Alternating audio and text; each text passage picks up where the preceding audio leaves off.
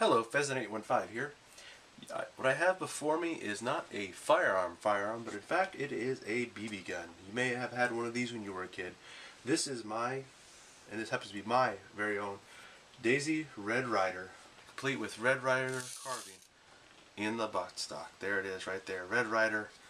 On the back we've got, of course, the medallion, 1938, Daisy Manufacturing Co. Red Ryder, a little bronze emblem right there. No, it's mine because I had the two pieces of clear tape over the top there, so it won't be confused with my brother's. It looked identical. And the ever so attractive piece of athletic tape which held the door, which opened up so we can feed the BBs in. I don't know if it comes up on screen, but there's a good amount of rust on here. The paint is bubbled up in a number of places. This artificial tin carbine ring is rusted all to get out, and the wood is beyond dry.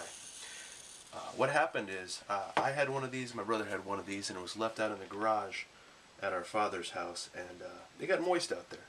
So, of course, the metal starts to rust, and the tin, the cheap tin, I assume it to be tin, these things are made out of, started to bubble up the paint.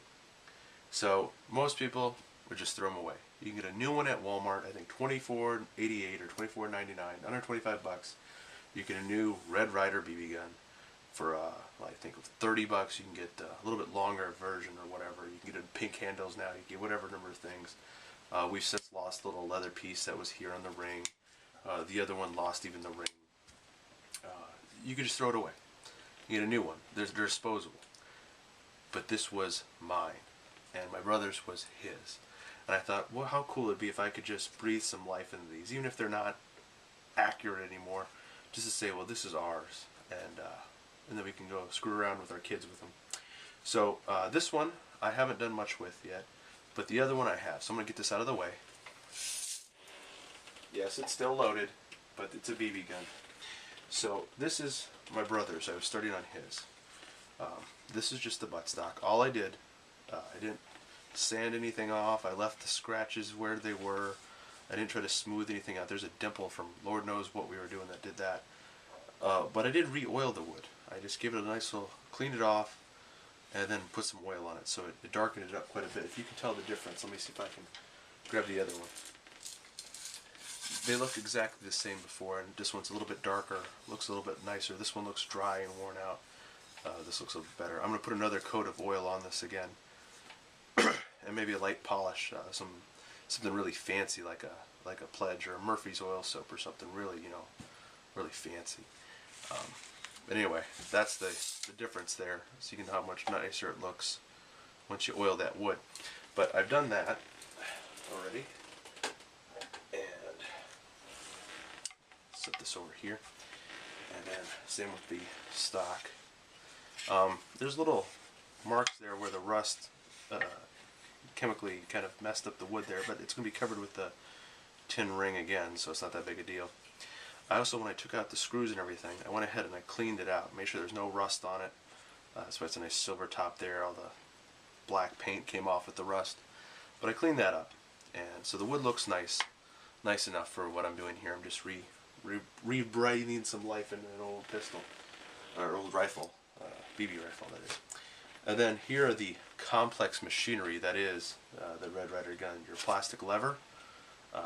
Wow, this is like new. Just light wear marks on the side because you're a boy. You're cocking it pretty hard to be that cowboy in your backyard. Yeah, I just cleaned this up. Gonna put it right back in. That's fine. The ring, I got most of that rust off. There was just so much. It's almost kind of a dirty silver right now. I'm going to let some more solvent sit on it, scrub it up. I might even take a Dremel tool, the brush, just to kind of get all that rust off there. And then I'm going to paint this black again.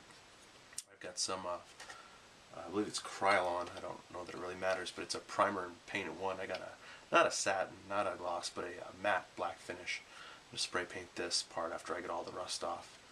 And then this is your very complex trigger assembly. The spring looks like the same thing you get in a ballpoint pen. But I do like how it has the safety and everything. It's good to teach kids safety. On a lot of the pieces, I have the bolt, but the nut that was on the other side is lost to history. It's somewhere in my dad's backyard, I'm sure. But I thought about replacing it, but you know what? I'm just, if I start replacing too many parts that are missing that are non-essential, I could have just bought a new one. And I'm just trying to breathe this back to life so we can work it again.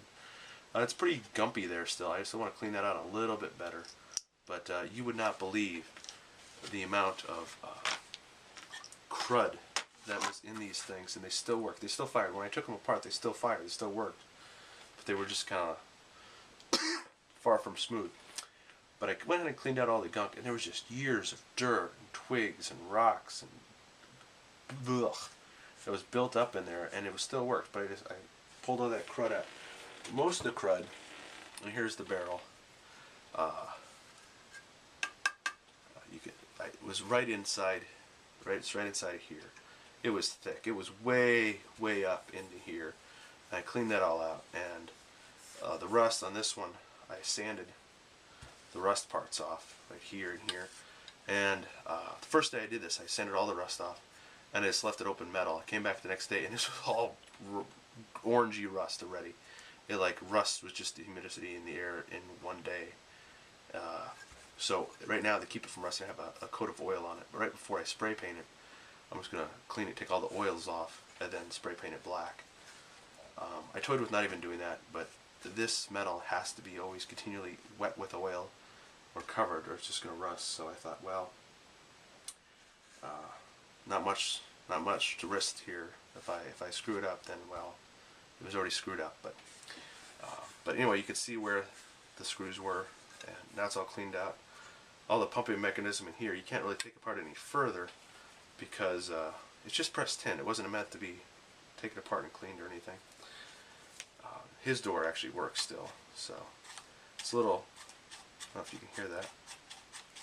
I might put a little oil in there, but just a very little bit.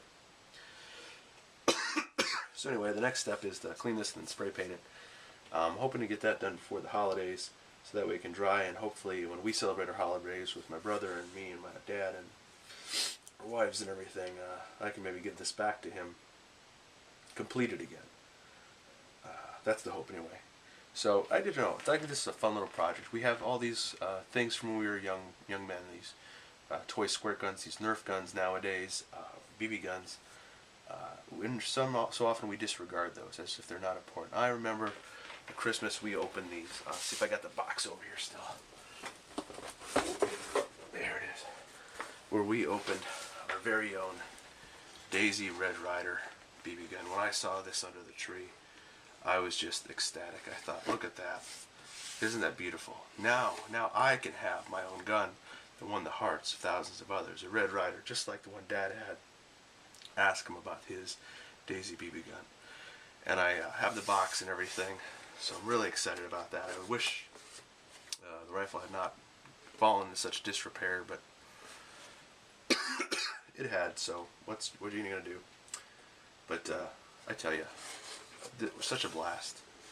This was for my childhood. Me and my brother did so many dumb things with our BB guns, and we survived, and I don't know. I just think I can't wait till my little boy gets a little bit older and we can go out in the backyard with his Red Ryder and shoot down cans. Mow down those enemy aluminum cans. Anyway, I'll see if I can film the next part of this process so you can see how the progress continues. Pheasant815, signing out.